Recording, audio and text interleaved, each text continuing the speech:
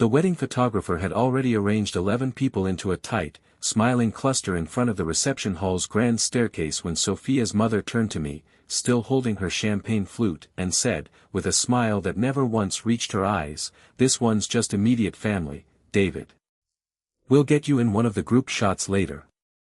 11 people stood assembled for that photo. I had raised the groom alone since he was 7 years old.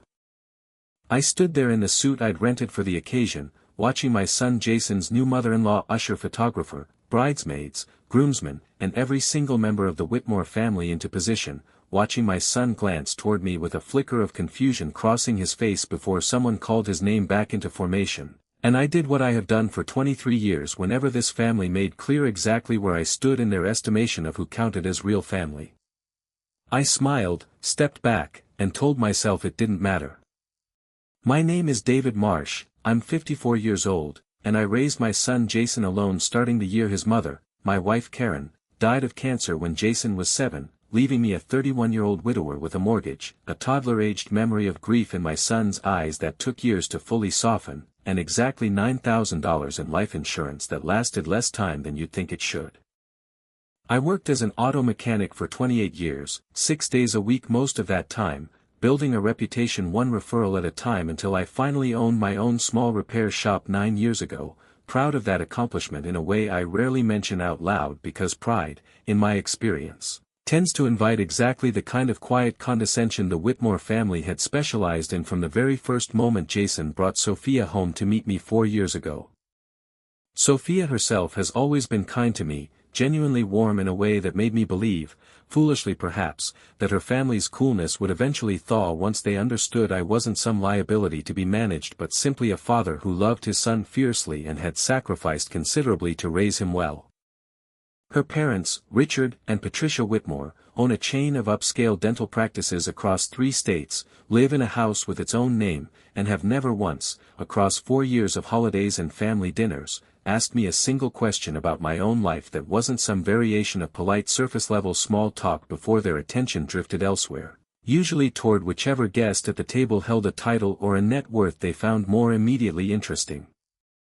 I want to be fair here, because I've turned this over in my mind more times than I probably should have, looking for the version where I was simply being oversensitive, imagining slights that weren't actually there. But I have 4 years of specific, accumulated evidence that makes the fairness of that interpretation difficult to sustain.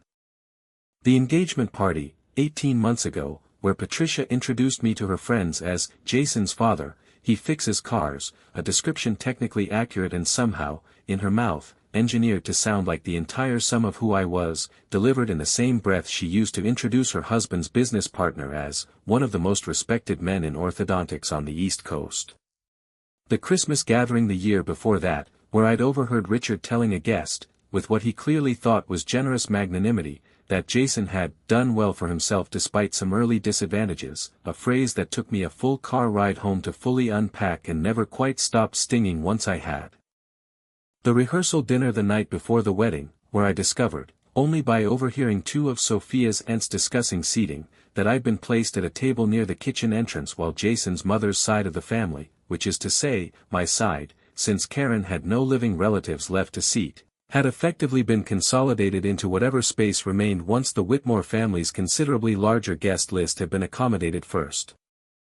I said nothing through any of it, not because I lacked the words, but because I had decided, somewhere in the early years of Jason and Sophia's relationship, that my son's happiness mattered more than my own bruised pride, and that making a scene about seating charts and offhand comments would only put Jason in the impossible position of choosing between his father's feelings and his fiancée's family's comfort, a position I refused to ever put him in if I could help it. So I absorbed it, each time, quietly, and told myself the wedding day itself would surely be different, that some occasions carry enough weight and meaning that even the coldest families remember, for one day at least, what actually matters. Standing outside that reception hall watching 11 people arrange themselves for the immediate family photograph, I understood I had been wrong about that.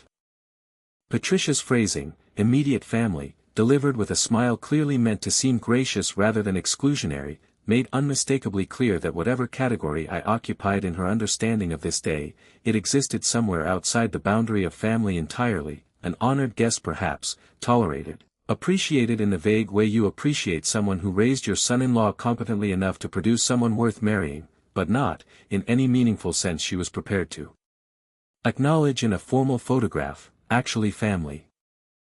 I watched Jason's eyes find mine across that small crowd, watched him hesitate for just a second before someone gently repositioned his shoulder back into formation, and I understood, in that small hesitation, that some part of him had noticed too, even if he didn't yet understand the full shape of what he was noticing.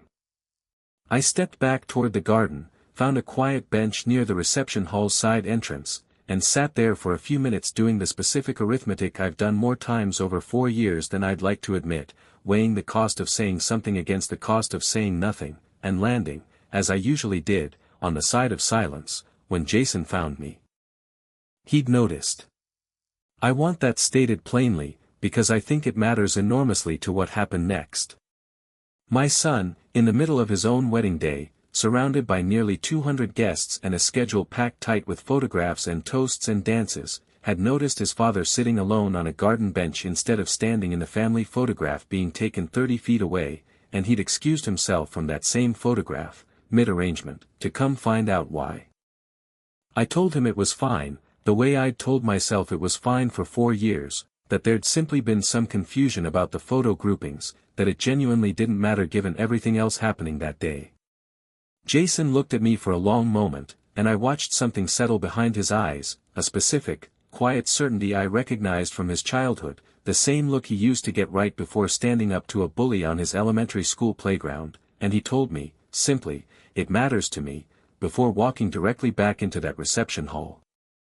What happened next, I learned about mostly secondhand, from guests who described it to me afterward with a mixture of shock and something like awe, because I wasn't actually inside the hall when Jason picked up a microphone meant for the evening's formal toasts nearly 2 hours ahead of schedule and asked for everyone's attention. He told the assembled crowd, calmly but with a clarity that apparently silenced the entire room within seconds, that before any more photographs were taken, he wanted everyone to understand exactly who had raised him to become the man standing at that altar earlier that day. He talked about his mother dying when he was 7.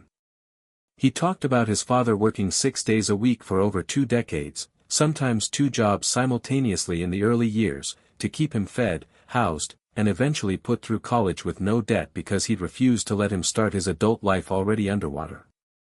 He talked about learning, from watching me, what it actually meant to build something entirely from nothing, a lesson he said mattered more to him than any inheritance or family name ever could.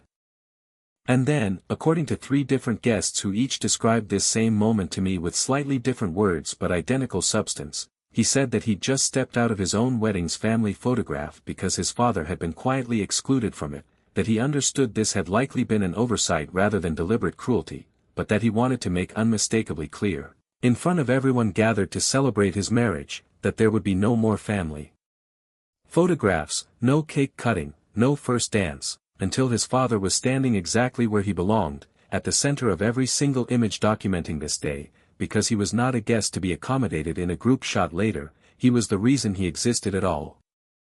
The room, I'm told, went completely silent for several long seconds before Sophia, to her enormous credit, stood up from her own seat, walked directly to where I'd finally been coaxed back inside by a cousin who'd come looking for me, took my hand herself, and told me, in front of her entire family, that she was sorry, that she should have said something herself the moment she noticed the photo groupings, and that from that moment forward, every photograph taken that day would include me in